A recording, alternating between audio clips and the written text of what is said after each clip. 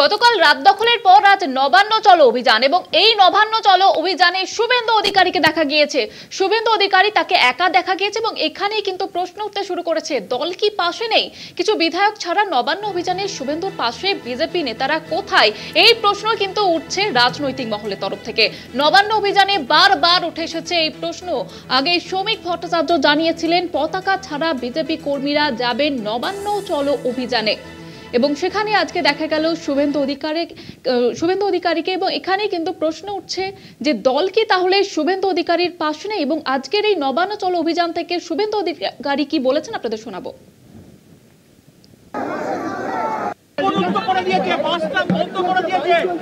মানুষটা দেখান, আমাকে দেখান না। 1 লক্ষ লোক সাঁতরাগাছি হাওড়া স্টেশন, আর দেখুন আমার এই মিছিলে 50,000 আছে। দেখান পর্যন্ত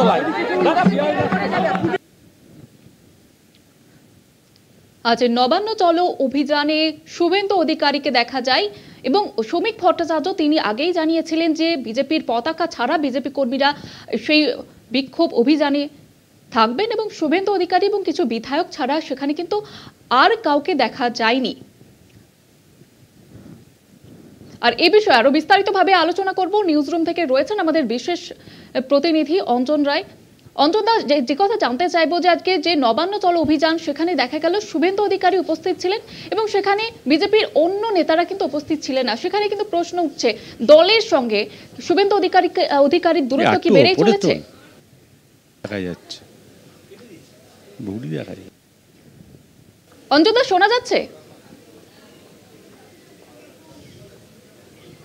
যেমনটা আপনাদের জানাচ্ছিলাম, শুভেন্দু অধিকারী তিনি আজকে নবান্ন চলো অভিযানে ছিলেন, তিনি একাই ছিলেন এবং এখানেই কিন্তু প্রশ্ন উঠতে শুরু করেছে যে দলের সঙ্গে শুভেন্দু অধিকারীর দূরত্ব কি ক্রমশই বাড়ছে?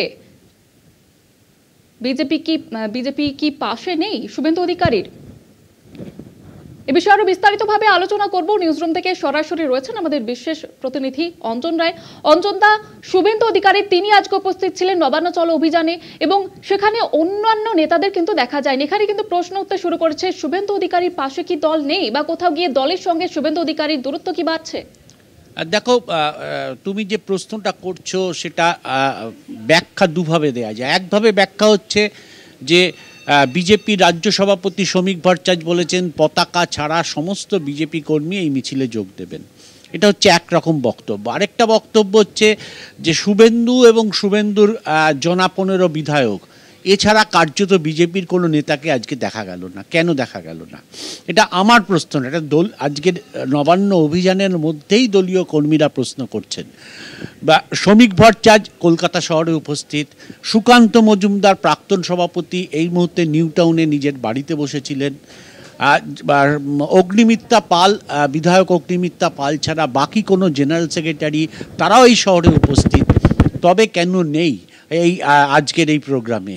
এইটা কিন্তু একটা বড় দেখা গেছে। কারণ বিজেপিতে নেতাকেন্দ্রিক কিছু মানুষ থাকেন, নেতাকে ঘিরে কিছু লোকজন থাকে।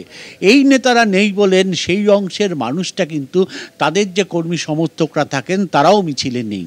ফলে এই একটা বড় ঘাটতি কিন্তু আজকে চোখে পড়েছে। ঠিকই বিজেপির ডাকা নয় এই অভিযান, বা সের মা বাবা ডেকেছিলেন, তার ভিত্তিতে এই অভিযান। কিন্তু এই অভিযানে কেন বিজেপির সমস্ত কর্মীরা গেলেন না? শুভেন্দু কালকে রাত অবধি থেকে সবার জন্য ক্যাম্প তৈরি করা, তাতে জল পাঠানো, সমস্ত ব্যবস্থা করলেন। তাহলে কি একা শুভেন্দুর প্রোগ্রাম তাই দল পাশ থেকে সরে গেল, নাকি দলের সমর্থন ছিল না শুভেন্দুর এই প্রোগ্রামটা হোক, তার ফলে দল ইনভলভ হয়নি? এই নিয়ে কিন্তু বিজেপির মধ্যে একটা বিতর্ক সৃষ্টি হয়েছে।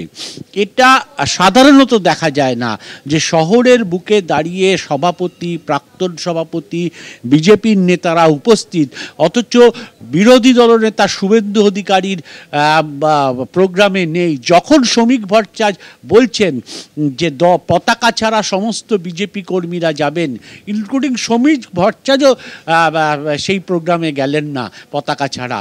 ফলে সব সবটা মিলিয়ে একটা যেন কিরকম আইসোলেশন করার একটা চেষ্টা শুভেন্দুকে, এইরকম একটা চিত্র, বা দলের সঙ্গে একটা দূরত্ব বাড়ছে শুভেন্দুর, এইরকম একটা চিত্র কিন্তু কর্মীদের কাছে ধরা পড়েছে।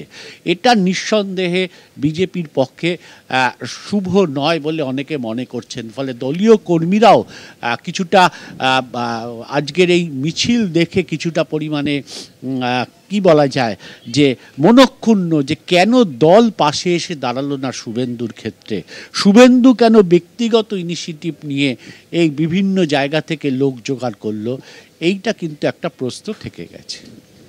ধন্যবাদ জানাবো অঞ্জন দা। আমাদের সঙ্গে নিউজ রুম থেকে সরাসরি ছিলেন আমাদের বিশেষ প্রতিনিধি অঞ্জন রায়। গতকাল রাত দখল ছিল আর.জি. কর কাণ্ডের 1 বছর, বিচার এখনো পর্যন্ত অধরা এবং বিচারের দাবিতে গতকাল রাতে আবারও রাত দখলের ডাক দেওয়া হয়েছিল। পাশাপাশি আজকে নবান্ন চলো অভিযান, এবং সেই নবান্ন চলো অভিযানে শুভেন্দু অধিকারীকে দেখা গেল বেশ কয়েকজন বিধায়ক উপস্থিত ছিলেন।